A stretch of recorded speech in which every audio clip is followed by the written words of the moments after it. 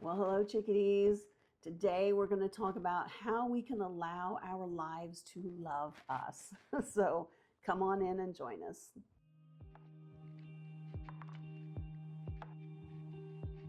Well, hello, chickadees. Welcome in. So today we are doing the second fourth card of our four-card reading from last week. And by way of reminder, we had starting out in our past was the Herald of Change, the Horseman, card number 30. And this was really about accepting change, understanding that we are being called to bring change into the world. And then we move from that into card number 2, which was gathering around. This is what we needed right now to help us along our journey. So this was about assistance on the path, and gathering around, and the power of community is really about allowing those around us to surround us with love and acceptance, and help support each other as we move along our journeys. And then we came to card number 3, which was the Garden of Venus. This is about rest and renewal. And card number 3 is really about what is hidden that needed to be revealed.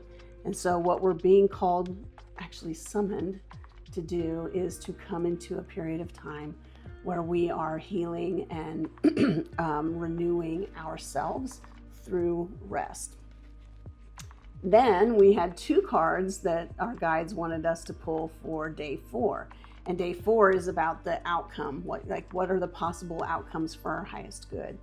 And the first card that we pulled was card number 2. This is the Beloved card. And this is really all about accepting who we are, where we are, fully and completely, radically accepting where we are on our journey. And today gives us to the second of the possible outcomes. I'll give you a little secret. I think it's both and.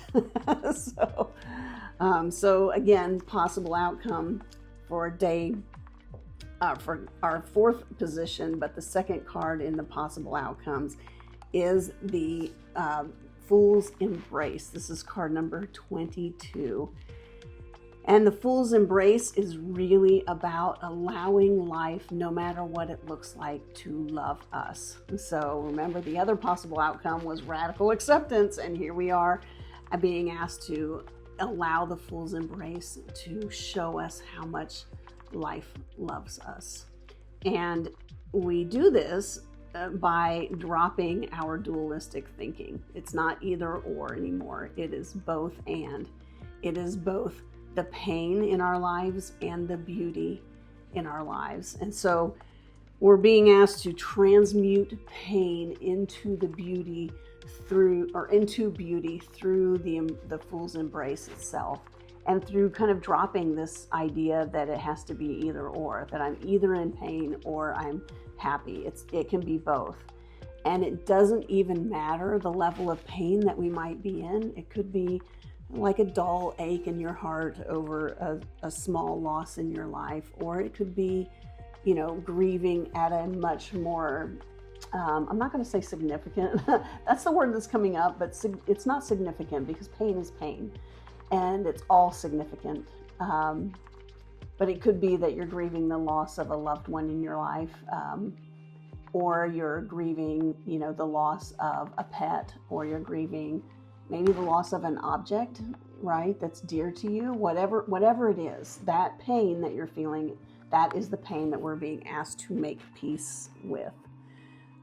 So when we are doing that, we are actually befriending pain and allowing it to show us who it is.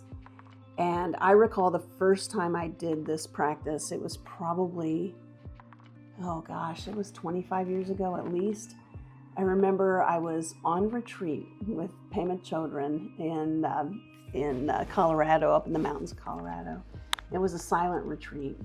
And at the time, I had been estranged from my mother, and we had not talked for about a year or close to it at that point. And there were some things that were said and done that were very hurtful to me. And so I just decided I needed a break. And so I did not speak to her for about a year. And I remember I was sitting on a stone wall on one of the breaks between sessions on this retreat. And the night before, I had been sharing a tent with another person at the retreat, another woman at the retreat, who had bought a children's book. And she was showing it to me because she was so excited about it and giving it to her children. And this book was literally changed my entire perspective about my family, because the book was literally about how we choose the families that we come into. And that next day I was sitting on the wall, just breathing and allowing whatever was coming through to come through.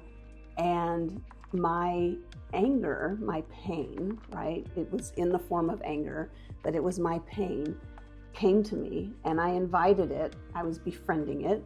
And I said, hey, just, I patted on the wall even, and I said, just have a seat here and let's talk for a little bit. And that conversation with pain changed my entire life. Because what I realized through talking to it and through befriending it rather than resisting it was that it was there to protect me. And it was the first time that I had really understood that what we call a negative emotion in our culture was actually there to help protect me and keep me safe. And from that moment on, I really started to have a different relationship with my pain, however it presented itself, through whether it was through actual pain and heartbreak, grief, anger, frustration, however it presented itself. It was more like, hi, old friend, you're back. And then I can make a decision whether or not I need that level of protection by befriending that pain in whatever form it shows up in.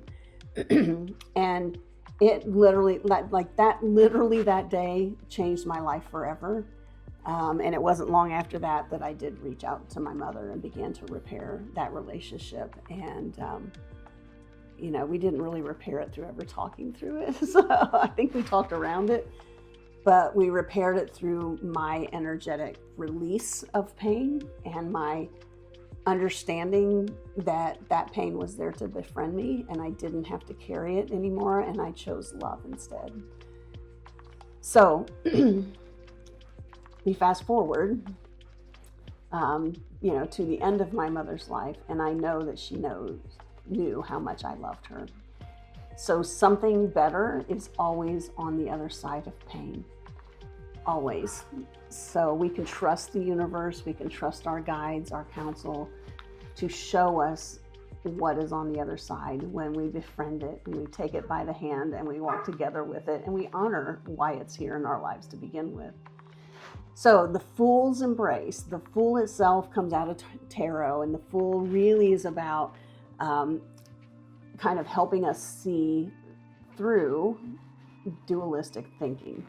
The Fool is with us in the beginning of our lives, and the Fool is with us at the end of our lives. And they are here to help us revel and play in this duality, that it is both and. I can have both pain and happiness. I can have this and that, and I can see the beauty in my life even when I am in tremendous pain. And frankly, that is the pathway out of the pain. That's the pathway to freedom and liberation, is to begin to see the beauty even in the midst of some of the most horrific pain in our lives. And it's not easy. You start small. You find one little small thing, maybe it's a flower, and you milk it, right? So but yeah, this is what it's all about. So this is also why I think that the day 4 cards are the both and, because we have both the beloved, that radical acceptance of the Fool's Embrace that shows us how to love life and allow life to love us back, even in the midst of difficult times. So with that, my dears, I wish you a wonderful, wonderful day. I think, let me know in the comments how this is resonating. I think the rest of this week, we'll probably do a 3-card pull of past, present, future. And we will see you tomorrow. Mwah.